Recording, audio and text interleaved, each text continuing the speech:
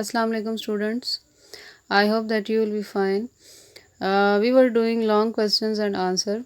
Today we will do long question number 3, and that is about give the detailed account of the efforts made by the Zia for the enforcement of Islamic laws in Pakistan. اسلامی قوانین کے نفاذ کے لیے ضیاء الحق نے جو کوششیں کی تھی یا جو اسلامک لاز پاکستان میں نافذ کیے تھے ان کے بارے میں ہم نے بتانا ہے اس کویسچن میں۔ General Zia enforces the Islamic laws in Pakistan on February 10, 1979. Steps for the Islamization of society under the Zia rule are as follow. Following steps were taken by the Zia. اس میں یہ ہے کہ ضیاء نے 10 فروری 1979 کو اسلامک لاز جو ہے وہ پاکستان میں لاگو کیے۔ اس سے پہلے جو ہے وہ چونکہ بھٹو کی حکومت کو ہٹایا گیا تھا، تو اس میں جو جتنے بھی علماء کرام تھے ان کا یہ بہت بڑا گلہ تھا کہ ملک میں اسلامی نفاذ جو ہے وہ نہیں ہوتا، عملی طور پر ان رولز پر کام نہیں کیا جاتا جو کہ اسلام کی بنیاد ہے۔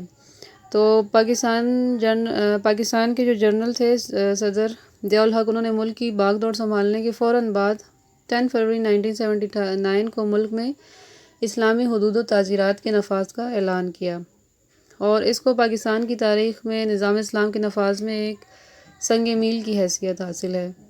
اور اس سلسلے میں انہوں نے قرآن پاک اور سنت رسول صلی اللہ علیہ وسلم میں شراب نوشی، زنا، چوری اور قذف یعنی الزام تراشی کے لیے جو سزائیں موجود تھیں ان کے نفاذ کا اعلان کیا گیا تھا۔ اب ہم پڑھتے ہیں کہ انہوں نے کون کون سے اسلامی قوانین نافذ کیے تھے۔ سب سے پہلا ہے زکوٰۃ اینڈ عشر آرڈیننس، اس کو عشر بھی پڑھتے ہیں، عشر بھی پڑھتے ہیں، ٹھیک ہے۔ On 20th June 1980, Zia promulgated Zakat and Ushur Ordinance to deduct Zakat from all bank deposits at rate of 2.5%. 20 جون 1980 کو صدر پاکستان جنرل ضیاء الحق نے ملک میں زکوٰۃ اور عشر آرڈیننس نافذ کیا۔ اس کی روح سے حکومت کو یہ اختیار دیا گیا کہ وہ بینکوں میں جمع شدہ رقوم پر، جو رقوم لوگوں نے بینکوں میں جمع کروائی ہوئی ہیں اس پر 2.5% کے حساب سے زکوٰۃ کاٹے۔ نیکسٹ ہے ہمارے پاس زکوٰۃ foundation. In February 1982, the federal government established the National Zakat Foundation.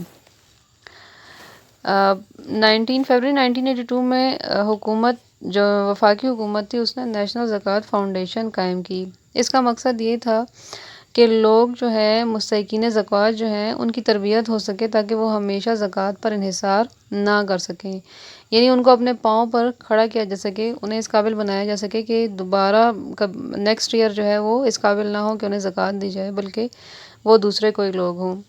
تو نیکسٹ ہمارے پاس ہے federal Shariah code. In 1980 federal Shariah code was formed to solve the problems under the light of اسلام۔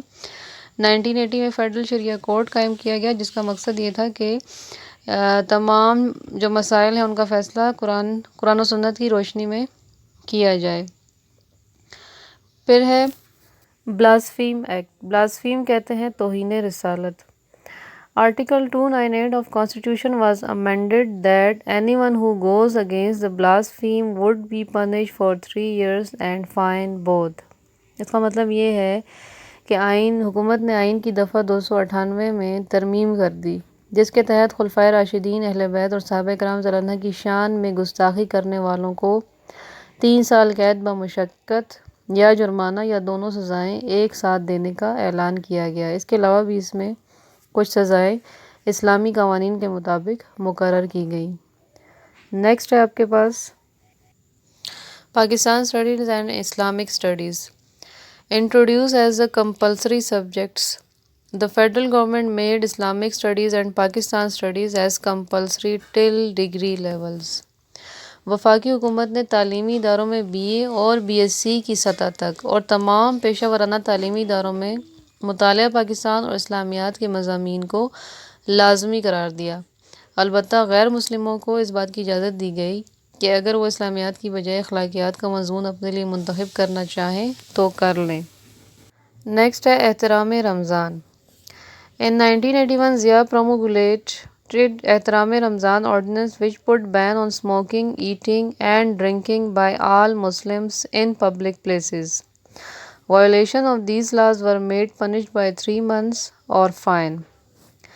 1981 میں صدر جنرل ضیاء الحق نے احترام رمضان کے حوالے سے ایک آرڈیننس جاری کیا تھا جس کی روح سے ہر مسلمان رمضان المبارک میں روزے کے اوقات میں سرعام تمباکو نوشی نہیں کر سکے گا، کھانے پینے سے باز رہے گا، اور اگر ان چیزوں کی خلاف ورزی کی گئی تو 3 ماہ قید یا جرمانہ یا پھر دونوں سزائیں جو ہیں اسے دی جا سکتی ہیں۔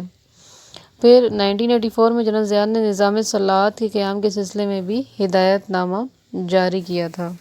وفاقی محتسب: Any person having any complaints about any government personnel and he can write his or her complaint on plain paper and post it to وفاقی محتسب۔ وفاقی محتسب کے بارے میں بھی آپ پہلے پڑھ چکے ہیں کہ احتساب جو تھا وہ اسلامی معاشرے کا ایک اہم حصہ ہوتا ہے جس کا مقصد قانون کی بالادستی ہوتا ہے اور عوام کے حقوق کا تحفظ۔ اسی مقصد کے لیے جنرل ضیاء نے 1981 میں وفاقی محتسب کا ادارہ قائم کیا۔ یہ غیر جانبدار ادارہ تھا، غیر سیاسی تھا اور اس کے عہدے کی میعاد 4 سال تک تھی، اور اگر کسی بھی شخص کو کوئی شکایت ہو حکومت کے کسی بھی افسر سے یا کسی کارروائی سے تو وہ اپنی شکایت کو ایک سادہ کاغذ پر لکھ کر ڈاک کے ذریعے وفاقی محتسب کو بھیج سکتا ہے، اور یہ ادارہ جو ہے ابھی تک اپنا کام کر رہا ہے۔ اب ہے آپ کے پاس next. In December 1981 Zia announced formation of مجلس شورا۔ دسمبر 1981 کو ضیاء نے مجلس شورا کے قیام کا اعلان کیا۔ اس کا قیام کا مقصد تھا کہ عوام اور حکومت کے درمیان رابطہ مؤثر کیا جا سکے۔ It has composed of 50 members۔ اس کے ارکان کی تعداد 50 تھی۔ All of them have duty to establish the Islamic Society۔ ان سب کا فرض تھا کہ وہ ملک میں اسلام کے نفاذ کے عمل کو تیز کریں، اور اس سلسلے میں وہ جتنی کوششیں کر سکتے ہیں کریں اور حکومت کی مدد کریں۔ انٹرسٹ فری بینکنگ یعنی بلا سود بینکاری۔ Zia took certain steps that led to the introduction of interest free banking in all banks۔ Zia نے اس قسم کے اقدامات اٹھائے کہ جس کے تحت تمام بینکوں میں بلا سود بینکاری کا نظام متعارف کروایا گیا۔ اس کا بنیادی مقصد یہ تھا کہ اقتصادی نظام کو سود کی لعنت سے پاک کیا جا سکے۔ نیکسٹ ہے زکوٰۃ committee. Zia ul-Haq appointed central, provincial, district and tehsil committee to distribute زکوٰۃ fund to poor and needy people.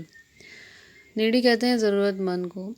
Zia الحق نے سینٹرل، پروونشل، ڈسٹرکٹ اور تحصیل کمیٹی جو ہے وہ بنائی جن کا ذمہ یہ کام تھا کہ وہ غریب لوگوں میں زکوٰۃ کی رقم تقسیم کریں۔ نیکسٹ ہے حافظ قرآن۔ Extra marks were given to people who are حافظ قرآن۔ اگر کسی بھی پوسٹ کے لیے حافظ قرآن کا انتخاب کرنا ہوتا تو اس کے لیے اس کو 10 ایکسٹرا مارکس دینے کا بھی کہا گیا۔ Profit and loss sharing system. Zia ul-Haq introduced profit and loss sharing system according to which an account holder has to share the loss and profit of the bank۔ نفع یا نقصان کی صورت میں جو بھی اکاؤنٹ ہولڈر ہے جس کا کسی بینک میں اکاؤنٹ ہے، اگر تو بینک کو نفع ہوتا ہے یا نقصان ہوتا ہے تو دونوں صورتوں میں جو ہے وہ اکاؤنٹ ہولڈر اس کا نقصان شیئر کرے گا۔ نیکسٹ ہے media control. Media especially was brought under control. اس کا مطلب ہے کہ میڈیا جو تھا یعنی ٹی وی، ریڈیو وغیرہ اس کو بھی کنٹرول میں لایا گیا، یعنی اس پر بھی کچھ قوانین نافذ کیے گئے۔ News in Arabic were to be read on T V and radio. Arabic میں خبریں ٹی وی اور ریڈیو دونوں پر شروع کی گئیں۔ Female T V announcers were forced to cover head. اس کے علاوہ فیمیل ٹی وی اناؤنسرز جتنے بھی تھے ان کے لیے یہ لازمی قرار دیا گیا کہ وہ اپنا سر کو کور کریں۔ اس کے علاوہ بہت سارے ٹیلی ویژن پر جو ایسے اشتہارات تھے جو کہ اسلام کے منافی تھے ان کو بھی ختم کیا گیا۔ ڈراماز وغیرہ پر بھی پابندی لگائی گئی۔ اذان، دا کال فار اذان was relayed on T V and radio. Zia کے دور میں ہی اذان جو ہے اس کو ٹی وی اور ریڈیو پر نشر کرنا شروع کیا گیا۔ ریلیٹ کا مطلب ہوتا ہے نشر کرنا۔ State of religious teacher. مذہبی ٹیچر جو ہیں ان کا جو اسٹیٹس تھا was raise to commissioned officer, ان کے اسٹیٹس کو بھی ریز کیا گیا۔ Number of mosques were increased, مسجدوں کی تعداد میں اضافہ کیا گیا۔ حدود آرڈیننس، یا government introduce Hudood ordinance according to which punishment ordered by holy Quran on the use of liquor, theft, زنا اینڈ قذف۔ حدود آرڈیننس جو ہے وہ بنائے گئے جس کی روح سے اگر قرآن و سنت کی روشنی کے مطابق اگر شراب نوشی کرنے والے کو، زنا کرنے والے کو، چوری چکاری کرنے والے کو اور دوسروں پر الزام تراشی کرنے والوں کے لیے جس طریقے سے اسلام میں سزائیں ہیں اسی کے مطابق سزائیں دینے کا حکم دیا گیا۔